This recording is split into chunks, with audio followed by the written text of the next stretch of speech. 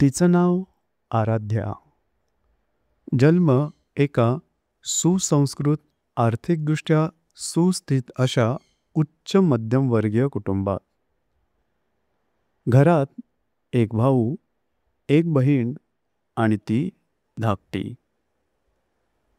बालपण चार चौघांसारखं गेलं. शिस्तबद्ध, प्रेमळ, पण थोडंसं तुटक. शिक्षण तिने अतिशय मन लावून पूर्ण केलं. कॉलेजमध्ये ती ॲक्टिव्हही होती. वाचन, लेखन, योगा, नृत्य यामध्ये तिला आवड होती. पण वयाच्या 25व्या वर्षी तिचं लग्न ठरवलं गेलं. नाव, गोत्र, स्थळ, कुटुंब सगळं जुळत होतं. तो अमोल.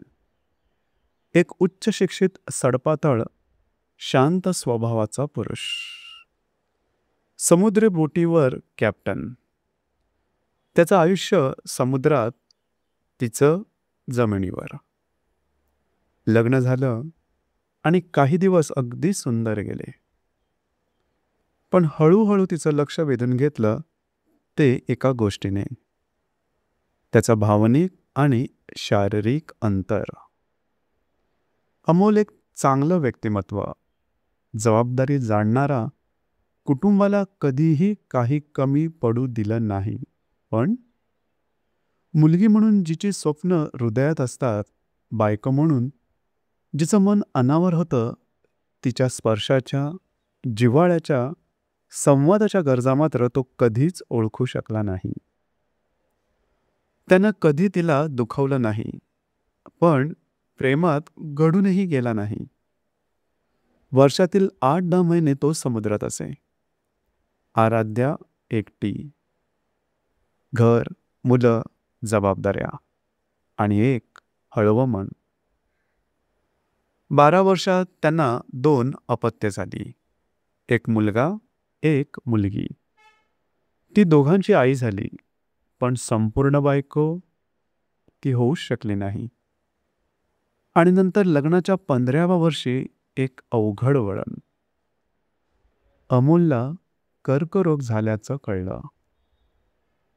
काही महिन्याच्या त्रासानंतर तो गेलाही. ती विधवा झाली. घरात पैशाची कमतरता नव्हती, सगळं होतं. सुविधा, बंगला, गाडी, नोकर. पण तिच्या मनात जे दाबलं गेलं होतं ते कुठे जाणार? ते तिच्या डोळ्यातून बाहेर पडायचं, तिच्या अंगातून धावून यायचं. रात्री तिचं उशात रडणं, एकटेपणाची छाया आणि शरीराची तगमग. हे कोण समजून घेणार? मुलं हायस्कूलमध्ये गेली, हॉस्टेलमध्ये राहायला गेली. आराध्या एकटीच. घरात तिचा आवाज ऐकू येई, पण कुणी ऐकायला नव्हतं. ती जिमला जाई, योगाला जाई, पण तिचं मन ते तिथंच, जुन्या आठवणीत अडकलेलं. रात्री उशिरापर्यंत तिने फोन स्क्रोल करत असे. एक दिवस अचानक यूट्यूबवर एक व्हिडिओ दिसला. आपला माणूस. नावच इतकं आपल्या मनाला भिडणारं होतं. तिनं व्हिडिओ पाहिला, कथा ऐकली आणि थबकली. त्या कथेतील दुःख, त्या शब्दातील आपलेपणा, तिला स्वतःचं प्रतिबिंब दिसलं. तिच्या डोळ्यात पाणी आलं. आतून कुठं नसं एक जिवंत आवाज आला. हाच आहे तुझा आधार. तिने त्या चॅनलच्या व्हॉट्सअप नंबरवर मेसेज केला. मनात दडवून ठेवलेली भावना, हळवेपणा, न्यूनगंड भीती आणि अपराधीपणा सगळं तिने लिहून पाठवलं. उत्तर आलं. कोणीतरी पहिल्यांदाच तिचं बोलणं फक्त ऐकलं नाही, तर समजून घेतलं. तिचा आदर राखून बोललं. कुठलाही निर्णय लादला नाही की कुठलीही टिप्पणी केली नाही. तिला हवं होतं फक्त समजून घेणं, आणि ते इथे मिळालं. आता ती दिवसेंदिवस खुलू लागली होती. तिचं मन हलकं झालं होतं. तिनं बोलणं, लिहिणं, वाचणं सुरू केलं.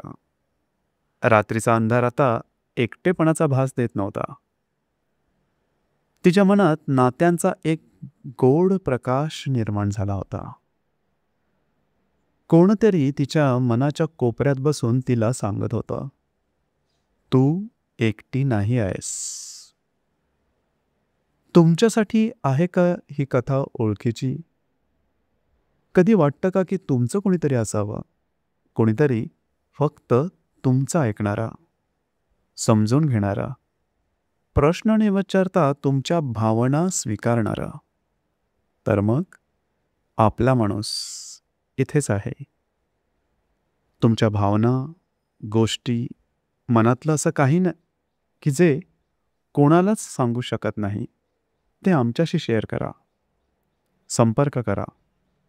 तुमची ओळख, तुमचे संवाद पूर्णतः गोपनीय ठेवले जातील.